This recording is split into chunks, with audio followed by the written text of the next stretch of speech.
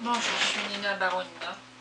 Alors, c'est un vidéo 3 pour donner des pistes de recherche concernant comment emmagasiner l'information sur de la lumière.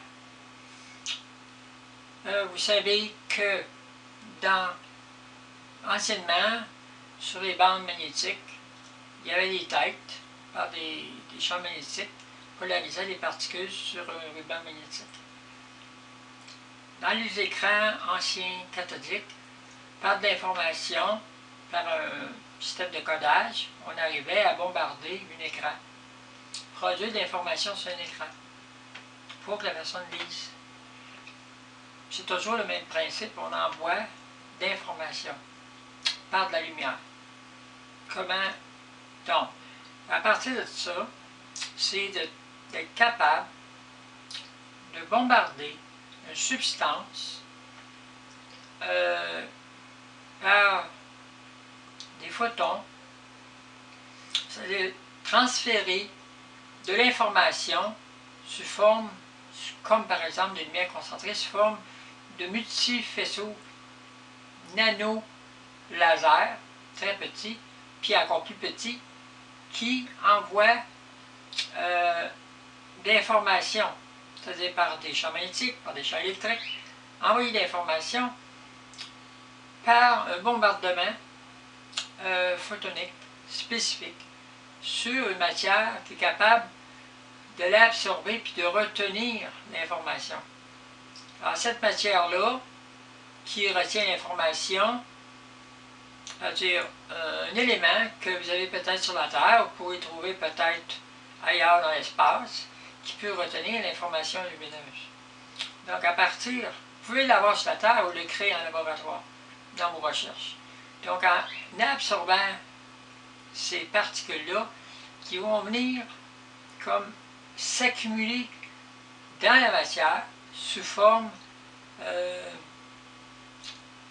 de liaisons subatomiques qui modifient un peu, ça peut être une forme de métal ou de carbone ou n'importe quoi d'autre, ou de C4, ou ça peut être un gaz, ça peut être quoi, qui accumule l'information. Ce gaz-là, lorsqu'après il est activé par des champs magnétiques ou des champs électriques ou d'autres formes d'énergie, projette la même chose. Donc il projette l'inverse. Donc il projette l'information à l'inverse que vous avez enregistrée. Mais il ne la retient pas. Donc quand il l'envoie, il la perd. Donc l'information doit passer dans une substance isolée où il y a un agent émetteur et un agent récepteur. Mais entre les deux, il y a un appareil qui lit ce qui passe entre les deux.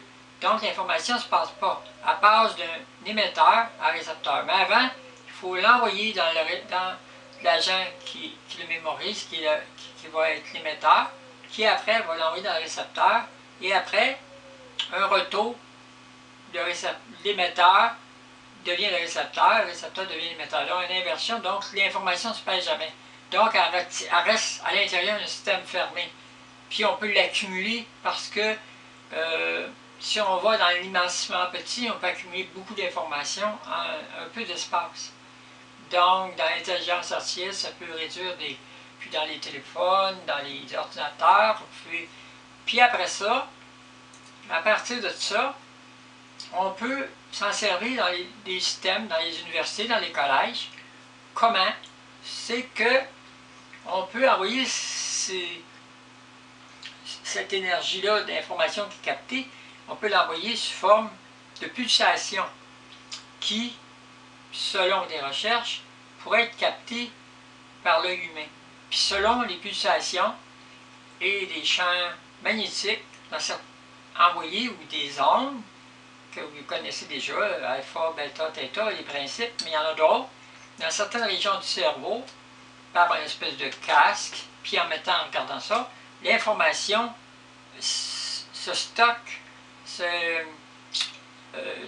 programme le cerveau beaucoup plus vite que de l'apprendre dans un livre ou de l'apprendre en regardant un professeur en avant qui donne son cours. Donc, elle s'envoie directement, puis elle rentre dans les régions du cerveau rapidement. Donc, la personne, après, elle peut avoir un léger document qui résume, puis là, elle le mémorise à long terme, puis elle le mémorise encore plus. Juste, donc ça abrège la durée des cours. Par exemple, un baccalauréat pourrait se faire peut-être en 1 mois, au lieu de se faire en 3 ans. Un doctorat pourrait se faire, au lieu d'en 10 ans, pourrait se faire en peu de temps, peut-être 1 an. Alors, songez dans la recherche ce que ça peut donner, faire des médecins plus rapidement, moins d'argent investi dans l'éducation, puis l'éducation plus rapide. Donc, les étudiants peuvent en apprendre plus, avoir plus de doctorats, plus de connaissances. Plus de connaissances fait avancer la science plus vite. Donc, c'est un principe qui existe chez les êtres, moyennement plus avancés que vous autres ailleurs dans l'espace, mais les sages nous ont appris des choses comme ça, où on était. Mais c'est un principe de base, il faut aller beaucoup plus loin que ça encore. Parce que lire l'information par la lumière, ça peut aller très vite. Vous pouvez, alors, ces trucs-là pourraient se vendre après. C'est-à-dire, votre cours, votre bac, vous le vendez là, en 4 capsules, puis vous mettez dans votre appareil, mettez tout votre truc, puis vous rentrez ça comme une clé USB, puis là, vous regardez, vous avez une espèce de, comme vous avez déjà, un genre de lunette avec une caméra, puis là, vous avez les pulsations, des couleurs aussi là-dedans, des couleurs, puis des codes, ça peut être des lignes, ça peut être toutes sortes de trucs. Alors, vous avez toutes sortes de formes de visionnement, donc vous avez un menu qui peut varier des formes, des couleurs, des choses qui se déplacent en haut, en bas, de côté. Tout ça, avec des ondes, vous arrivez à produire de l'information qui va être contenue dans le cerveau beaucoup plus rapidement. Donc, ça peut faire avancer beaucoup la recherche, puis les découvertes.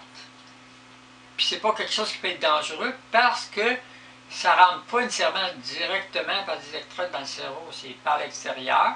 Puis toute personne peut l'utiliser. Donc, c'est sûr que ça se fasse en laboratoire, comme actuellement vous le faites dans des robots qui sont activés par des électrodes, soit à surface, ou dans le cerveau, pour produire des gens qui sont paralysés, faire bouger leurs bras, des trucs comme ça, puis encore d'autres choses.